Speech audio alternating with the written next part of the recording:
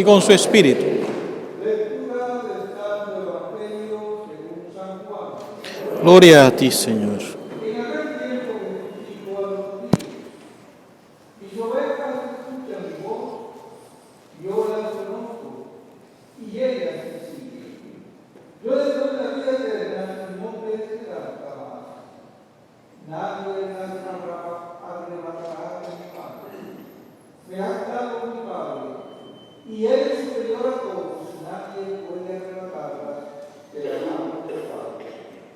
El Padre y yo somos uno. Hermanos, esta es palabra de Dios. Gloria a ti, Señor Jesús.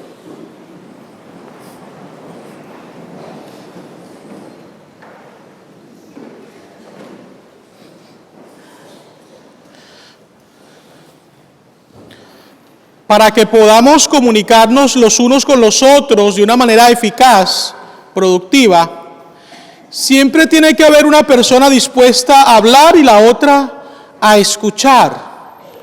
Si las dos personas no hablan, no hay una comunicación, al menos productiva. De igual manera, si las dos personas quieren hablar al mismo tiempo, no se van a entender. Es necesario que uno hable y el otro escuche. Pero el reto es aún mayor cuando uno de los dos quiere hablar, pero el otro no quiere escuchar. Y eso puede ser que nos suceda con frecuencia. Bien sea que nosotros intentemos hablar con alguien y la persona no quiera escucharnos, o nosotros no querramos escuchar a alguien, porque precisamente no nos gusta lo que esa persona quiere decirnos, sobre todo si esto es relacionado a una corrección que yo no quiero aceptar. Hace tiempo me recuerdo que veía yo a dos niños que estaban jugando y en un momento determinado creo que uno de ellos se molestó y le decía al otro: no te oigo, soy de palo, tengo orejas de pescado. Y se tapaba los oídos. No te oigo, soy de palo, tengo orejas de pescado. El niñito estaba cerrado a escuchar lo que el otro quería decirle. Yo nunca supe qué era lo que el otro quería explicarle, pero él estaba cerrado a no querer escuchar. Vuelvo a repetir, eso nos pasa a nosotros muy frecuentemente. ¿Por qué digo esto? Porque la primera lectura y el Evangelio tienen este mensaje en común. Personas que no quieren escuchar. En la primera lectura, tomada del libro de los Hechos de los Apóstoles, vemos que Pablo y Bernabé están cumpliendo con la misión que Dios le ha encomendado, es decir, evangelizar a sus hermanos, llevando pues la buena nueva, la buena noticia, el evangelio de amor que Dios ha venido a instaurar al mundo. Y este labor que ellos estaban llevando a cabo estaba obteniendo sus frutos. Sin embargo, algunos de los judíos, dejándose llevar por la envidia, comienzan entonces a sabotear la labor evangelizadora de Pablo y Bernabé. Todo por envidia, tal vez porque sentían que le estaban robando un cierto protagonismo. Y entonces, al ver Pablo y Bernabé que están siendo saboteados, ellos dicen: bueno, ya que ustedes no nos quieren escuchar, nosotros vamos a hablarle a aquellos que sí quieren, y que son los gentiles, los paganos. Lo interesante de esto es que desde el Antiguo Testamento veíamos cómo Dios había escogido al pueblo de Israel de una manera especial. Pero con Jesús esto cambia, porque Jesús viene a proclamar la buena nueva del Evangelio no solamente al pueblo escogido en el Antiguo Testamento, sino a todas las razas, a todas las naciones. Entonces, el hecho de que estas personas judías se hayan cerrado a escuchar por envidia el mensaje que Pablo y Bernabé querían compartirles, trajo como consecuencia que entonces hubiera un bien para aquellos que eran gentiles, paganos, que no tenían pues la fe en el Dios verdadero, pero que se vieron entonces beneficiados porque de esa manera Pablo y Bernabé les proclamaron a ellos la buena nueva. Y sucedieron así muchas conversiones. Muchos pues comenzaron a amar, a servir a Dios. ¿Cuántas veces, queridos hermanos y hermanas, a nosotros nos pasa esto. No queremos escuchar a Dios. Sin embargo, voy a hablar un poquito más de esto en el Evangelio, porque dije al inicio de esta homilía que las dos lecturas, primera y Evangelio, tienen este tema en común. Pero déjenme pasar un poquitito a lo que es la segunda lectura, porque la segunda lectura está tomada del libro del Apocalipsis de San Juan. Y vemos que se nos presenta una visión de una gran multitud de personas que reciben por parte de Dios el premio de la salvación. Y lo interesante de esta lectura, y que quiero recalcar, es el hecho de que San Juan nos dice: las personas salvadas eran de diferentes razas, de diferentes pueblos. Y esto confirma lo que ya les venía diciendo, es decir, con Jesús el mensaje de salvación se abre a todos por igual, porque todos hemos sido creados a imagen y semejanza de Dios. Por toda la humanidad Jesús ha derramado su sangre en la cruz. Por lo tanto, el mensaje del Evangelio es un mensaje que incluye y no excluye a nadie. Y en esto nosotros tenemos que estar muy claros. Nosotros no podemos expropiar la salvación a ninguna persona, por muy malo que esa persona sea, según nuestro criterio. Todos nosotros somos hijos de Dios, somos pecadores, somos hechos de barro, pero todos estamos llamados a alcanzar la santidad. Y Dios puede concederle incluso a aquellas personas que consideramos muy malas la oportunidad para arrepentirse en el último minuto de su vida. Y si esa persona lo aprovecha, gloria a Dios, porque Dios quiere la salvación de todos nosotros, no nuestra condenación. Y esto, queridos hermanos y hermanas, repito, lo debemos tener muy claro, porque si no, puede ser que caigamos en un error mayor. Y eso tenemos que evitarlo. Llegamos así al Evangelio, que es bastante corto en cuanto a las palabras, pero es muy profundo. Voy a explicarles un poquitito. Jesús, antes de este pasaje, está en una conversación con los judíos, quienes rechazan su persona, quienes no terminan por entender que Él es el Hijo de Dios, el Mesías prometido. Entonces constantemente le están preguntando: ¿y tú quién eres? ¿Con qué autoridad haces lo que haces? Recuérdense que para este momento ya Jesús había expulsado a los vendedores del templo, y esa fue la pregunta que le hicieron: ¿y con qué autoridad tú has expulsado a estas personas? Jesús se autodefine de varias formas a lo largo de toda la Escritura. Yo soy el camino, la verdad y la vida. Yo soy el pan de vida. Yo soy la luz del mundo. Yo soy el buen pastor. Y es precisamente este el título que Jesús asume en este momento. Ahora, ¿por qué les hago toda esta explicación? Porque estos hombres que le están preguntando a Jesús: bueno, finalmente dinos quién eres. Eres el Cristo, eres el Mesías. Le están preguntando, pero realmente no quieren saber la respuesta. Y esto pudiera parecer algo ilógico, pero es así. Porque si analizamos bien, las palabras que Jesús ya había dicho, las obras que Jesús había realizado, hablaban por sí mismos. Es decir, era obvio que Jesús era el Mesías, pero estos hombres, quienes querían precisamente perseguir a Jesús, desacreditarlo ante los demás, pues estaban cerrados a entender que Jesús realmente era el Mesías. Y vuelvo a repetir, queridos hermanos y hermanas, ¿cuántas veces nos sucede a nosotros lo mismo? Nosotros tenemos un plan de vida, tenemos un proyecto, tenemos cosas que queremos hacer y queremos que Dios nos apruebe todo. Pero si Dios nos dice o nos hace ver de alguna forma que no es por ahí la cosa, porque nos molestamos con Dios, nos sentimos olvidados por Él, renegamos de Él. Cuando yo estaba en Roma, me recuerdo muchísimo que cuando estábamos terminando la tesina de licencia en teología. Era interesante ver cómo algunos profesores, uno les llevaba los capítulos para que ellos los revisaran y uno pensaba que todo estaba bien. Y después cuando se lo regresaban, pues tienes que corregir esto, tienes que cambiar esto, tienes que cambiar aquí, esto no sirve. Y eso generaba en uno cierta frustración, cierta molestia. Pero había que ser humilde, el profesor era él, yo era el estudiante. Y tenía que ser suficientemente humilde para entender que él tenía razón y que tenía que modificar y cambiar. Y muchas veces nosotros nos cuesta esto, cuando Dios agarra la hoja de nuestra vida y nos dice, ¿sabes qué? De todos tus planes, de todo lo que has hecho, esto y esto, no está bien, por ahí no va la cosa.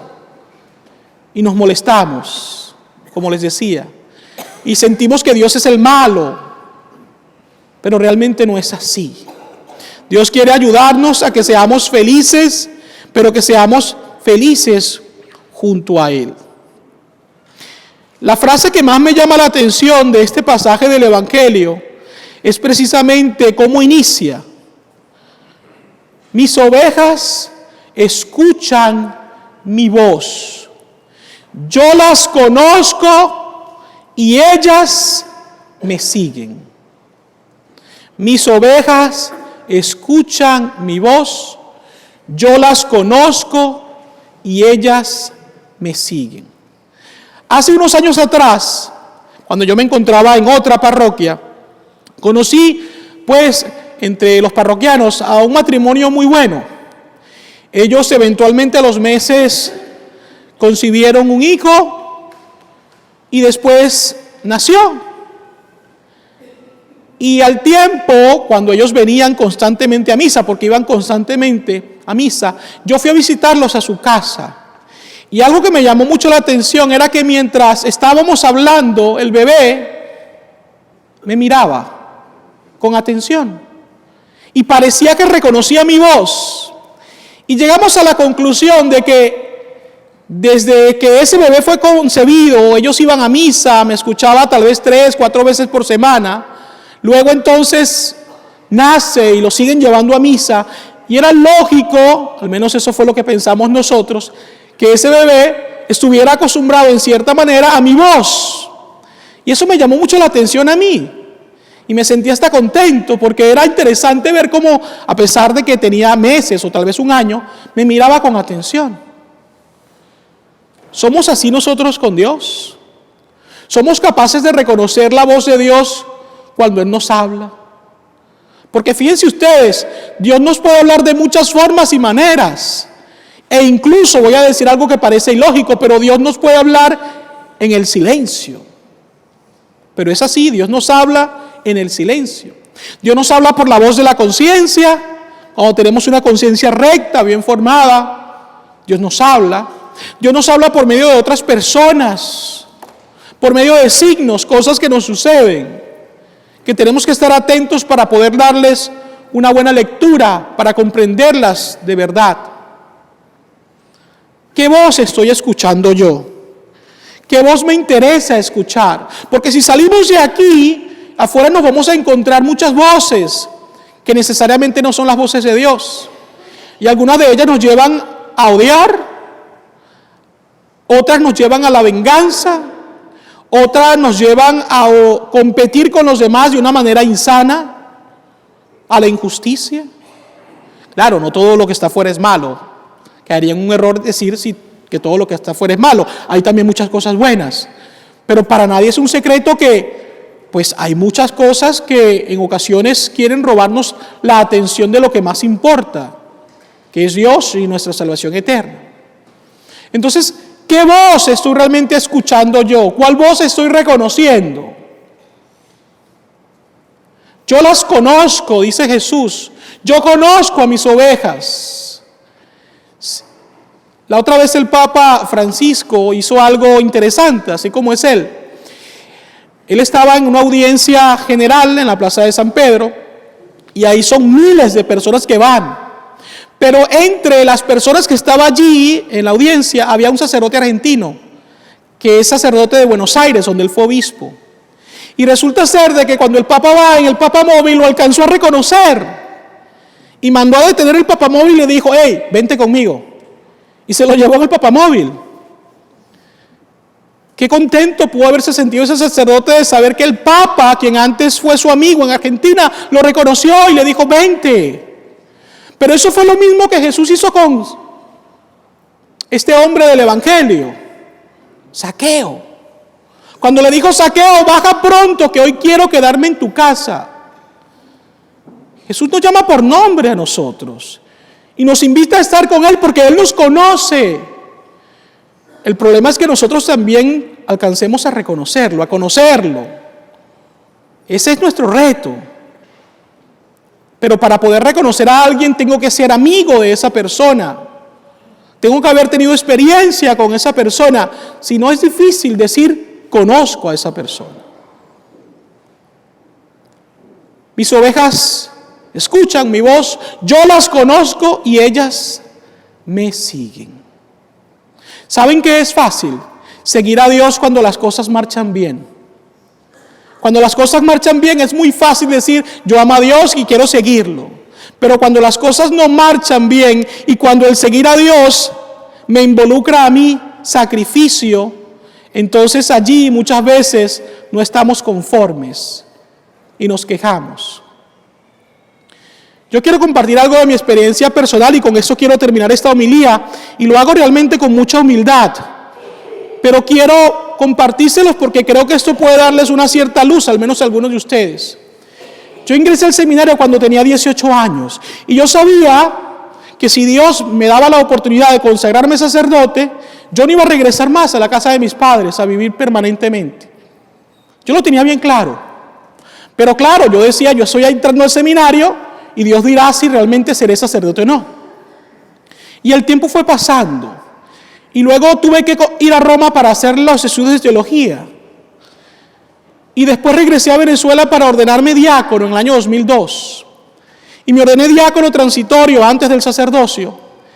Y cuando estaba por regresar a Roma, una noche previa a mi viaje a Roma, yo recibí una invitación para ir a cenar con unas amistades.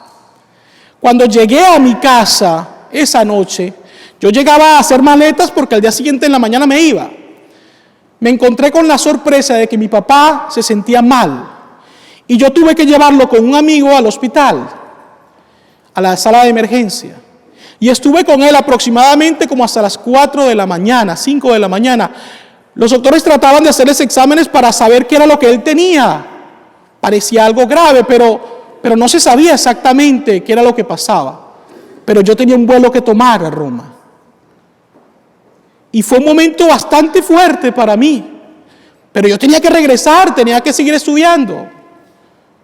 Me despedí de mi padre, poniendo mi confianza en el Señor. Fui a la casa sin haber dormido toda la noche, hice mis maletas y me fui. Y eso no fue fácil. Y gracias a Dios todo salió muy bien. Mi papá, gracias al Señor, hoy vive y está junto a mi madre. Pero allí yo llegué a comprender realmente la dimensión del llamado que Dios nos hace. De la radicalidad que tenemos que vivir al momento de seguir a Cristo. No en vano el Señor nos dirá en la Escritura: el que toma el arado y mira hacia atrás no es digno de mí.